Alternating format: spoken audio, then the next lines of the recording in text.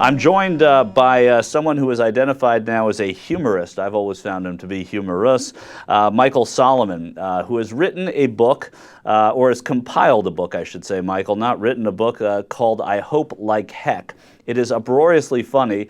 And the way that Michael compiled this book was through the 24-some-odd thousand emails that were released recently of Sarah Palin's while she was governor of Alaska. I'm not a fan of poetry, but I think you may have convinced me, Michael, that I should start reading more poetry.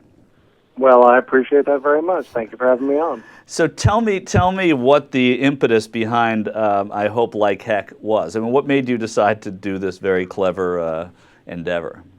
Well, thank you. When the 24,000 emails were released on June 10th, I wanted to do something funny with it. So I said to my editors, the byliner, I think I can turn this into poetry. It's something I've done before. I did it with Charlie Sheen's rants a couple months ago. I did that for the Daily Beast. And so I knew I could probably just find some humorous emails in there and turn them into a little bit of free verse. And sure enough, there was comedy gold in there. At least I thought so. Do you, offhand, can you read one of your favorite pieces? I don't know if you have one handy. I have a few in front of me, but sure, I can certainly read them. This is the title poem, which is I Hope Like Heck. It's about the bridge to nowhere, which people may remember from the 2008 campaign. And here it goes. I hope like heck. Also, when asked about the Gravina Bridge, I hope like heck lawmakers are smart enough to chop that out of the state budget so I don't have to. I mean, poetry takes on it's I don't know if it rings like Dickinson or Whitman, but it's epic. It's a little bit of that, a little Dr. Seuss. This was actually something that came out 3 years ago. Hart Seeley and Slate magazine started taking Sarah Palin's speeches and turning them into poetry. So it's something that's been done before. I had actually done something else with Sarah Palin a couple of years ago. When her book came out, I compared it to Danielle Steele. She did Going Rogue, and Danielle Steele wrote Rogue. And so I did a quiz, could you tell the difference between the two? And amazingly, you could not. That's fantastic. That's really fantastic. The idea, now, when these were released, I think there were a lot of people, I know a lot of people actually, even here at the Young Turks, we were kind of disappointed because we thought that there would be a lot more for us to dig into. Meteor stuff that sort of betrayed something about Sarah Palin that we didn't know. Then, of course, we realized there isn't very much about Sarah Palin we don't know because her whole life is a reality show. I think that's right. I mean, I think that's another reason why I wanted to just have a little fun with it. I think that people went looking for scandal. I went looking for beauty. Right. It's pretty clear that these are very, very mundane. I think that's what makes them kind of fun is poetry. She's very concerned with money. She's very concerned that she won't be charged for things or that she won't be accused of getting things for free. She's very concerned with her staff. She likes to make sure that she's praising them and saying the right things to them. She's also very careful never to use bad language. Her F word is flippin'.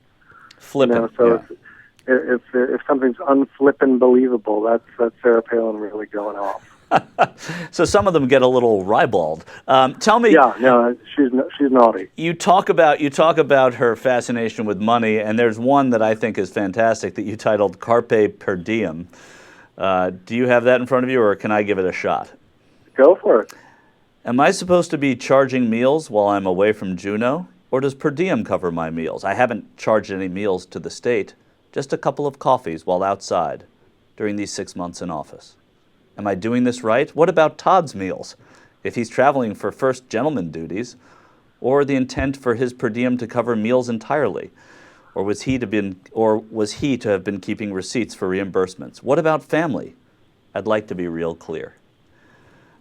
I mean, it's hard to say that without kind of welling up a little bit.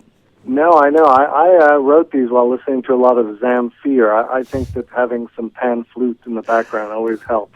You took away the opportunity for me to remind everyone that he was the master of the pan flute. You knew who it was. Sorry. You could have just let me have a moment of glory with Zamfir.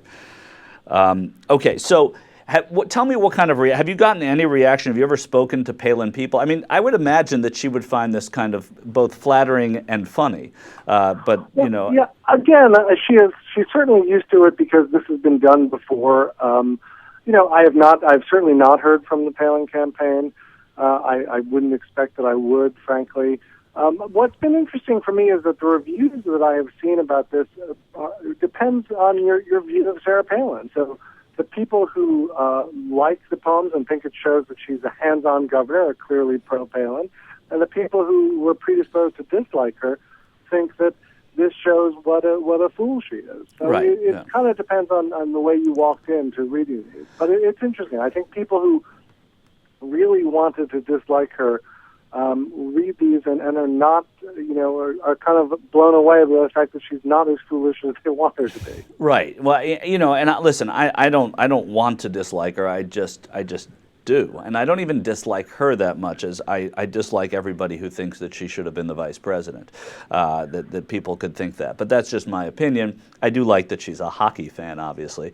No, of course, that's her favorite thing for you. Yeah. But the thing, the part of what I find so fascinating about her is she's not running for president yet, and yet we continue to talk about Sarah Palin. We continue to be fascinated with her, and I don't find that any of this I don't find it biting. I just find it clever and cerebral.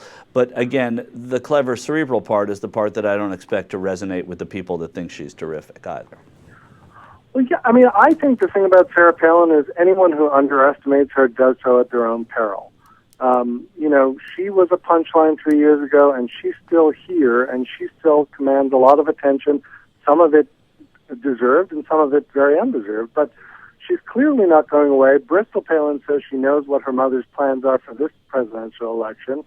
And, she's not saying either way. But, right now, if I had to bet, I'd guess she wants in, because I think she's kind of played this Hamlet game long enough that I think she's just kind of waiting to see, and she's certainly enjoying in a Trumpian way, kind of taking the spotlight from those who are legitimately running for office. Yeah, I guess so. I disagree a little bit in terms of underestimating. I think she was overestimated last time in terms of what people thought that she could bring to the ticket. Overestimated by McCain, overestimated by the Republican supporters who thought, oh, this is exactly what we needed. And I think that, while I don't think she cost her the election, I think she hurt more than she helped in many ways. Some people will disagree with that. And I also disagree that I don't think she's going to get in, because I think that the kind of space that she would take up in this campaign isn't the kind of space that the Republicans want to give her right now. I think that they're looking now for a more serious candidate, and she lives a little bit, like you said, like Trump, but in a vacuum. Trump sticks with his adorers the same way that Palin does, but when she puts himself in another place where people may not adore him or likely not adore her in the same situation, it becomes a little uncomfortable. It doesn't work out as well.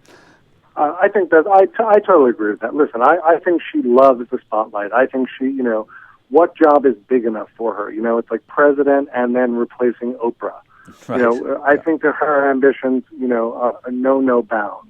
So clearly, if she's not going to run, staying in the spotlight is plenty good for her. But definitely, I mean, she's got at least 3 or 4 more presidential election cycles where she can be in there. And I always say to people, like, in the 1960s, in the mid-60s, Ronald Reagan was a punchline, He was an actor. He was a B-list actor. He was a joke. And, by the 1980s, he was revered. Whether you voted for him or not, he was certainly admired. Yeah. And now look where we are. Now it's 2011, and people are starting to unrevere him again. But I just think Sarah Palin has shrewdly, she was definitely overestimated 3 years ago, but now, she has managed to stay out there and stay visible and stay a focal point, and that is not easy to do. We're with Michael Solomon of the Daily Beast and byliner.com. His new book that he co-wrote with Sarah Palin, one could say, is I Hope Like Heck. It is a compilation of poems that have been culled from the emails that Sarah Palin, that were released by the state of Alaska last month. Michael, do you have another one that you like? Is there something that's fun? And also, I noticed that the YA, like the "you betcha" and "you gotta have heart" types of things that Sarah Palin says, that's how she writes as well. Did you find that as consistently throughout all the emails? Oh, absolutely. I mean, she certainly. There's one poem in there that says, "We love the mobster in ya," so which I think was first said to Fredo Corleone. Right. But I mean, she really speaks in that folksy way, and I think that was part of the fun for me to sort of go through these 24,000 pages and could I find that kind of language that we all know her for? I do love that she also writes in that way. I mean, we know that she speaks in that way, but the fact that it gets down to the written word when she's emailing as she speaks. That it's not sort of campaign trail or television camera, folksiness that she's putting on the air. She's writing it. I agree. It's her voice. That is her voice. Great. That's her language. When are you going to tackle the tweets of Anthony Weiner? I actually tried to do that. I did some Mad Libs for Vanity Fair. I did Charlie Sheen Mad Libs. I did Mad Libs for Mel Gibson's rants, and I actually tried to do Weiner's tweets as a Mad Libs, as a Cad Libs, as it were. Uh-huh. So I mean, I think that again with these things, I think the fun of it is really hearing how people talk and really hearing their true language. And at least it is for me. Sheen's language is fantastic. Right. He really does write poetry and publish a book of poetry. Yeah, it's like it is like slam poetry, which, by the way, I am not a fan of poetry. I'm going to be on record. I find poetry pretentious and ridiculous unless it's like this, unless it's almost made fun of. But and those slam poetry things, when it's 2:00 in the morning, you're flipping through the channels and you see these slam poetry. But JR, have you ever seen that slam poetry contest? Have you ever seen that? Not as a contest, but I think whenever they have like the shows when they do it. But that stuff makes me cringe. So when I read that there's a great book of poetry, it's not very exciting. Then I come upon this, and it's fantastic because it's taking. And also, Michael, you have all these subjects who are going to keep giving you content, so you can sort of make a career out of this. But maybe actually this could be read in a slam poetry way. Well, do you want to take a stab at it, or should we have? I don't do it. You guys are the poets. I'm the poet. But Michael, give us another one that you like, and you know what? Because you're on TV, kinda, you can do whatever you want with it. But if you want to slam poetry it, you're welcome to do that too. I'd never. I'm going to do my best. This is one that is a subject people will know. She's a hunter, so this is one of my favorites. This is the truth about the moose. He claims Chuck Heath was going to take Molly's tag and shoot a moose with it. Not true. I recall that Chuck Heath was offering to take Molly hunting since the hunting season was coming to a close, and Wooten still had not taken the time to take her hunting so she could fill the tag. Chuck Heath wasn't going to shoot a moose, period. That is fantastic. Chuck Heath wasn't going to shoot a moose, period. And that was, I would say I would give that a 4 as far as slam poetry, but it was well read and it's really funny. So now what happens with these? I mean, I really want to hear her hear them. Is there any way you get them to her, or do you assume that she's seen them? Because I don't see how she's going to find this uncomfortable or unpleasant in the slightest. Well, I mean, while of course I want to find the comedy gold in there, and she's provided the Mama Grizzly load. I certainly didn't try to take a sledgehammer to her. So yeah, I would hope she'd like them. I would hope she'd have a little fun with them. I couldn't say. I mean, we've tried to get them to her. It would be great if she had a great sense of humor about it. She seems to have a sense of humor sometimes, so who knows? I mean, but she's certainly a gift that keeps on giving. I think that she will. Her tweets are fantastic. I created some more poems after the book published because she gave a Twitter review of Bristol's book, which was shockingly biased. She was very. She went past the 140 characters too, which I think was sort of funny. So what happened? Was it in a couple of tweets, or did it just stop? No, it just kept going, and then you could sort of go to the extended play. Right. So she's going to keep giving. I mean, every time she gives an interview, it's funny. I mean, the one I started with was actually the Paul Revere quote, which was not in the emails, but I took the Paul Revere quote and I just thought, well, that sounds like a poem, and I made, God bless you, Paul Revere, because if you think about it, everyone made fun of her for getting the history wrong, but the whole reason we know Paul Revere is because of a poem. Right. It's a Longfellow poem, and the person who got the history wrong was Longfellow. Yes. And Paul Revere, by the way, just for everyone who's watching and listening, rode on my birthday, so I always got it because of that.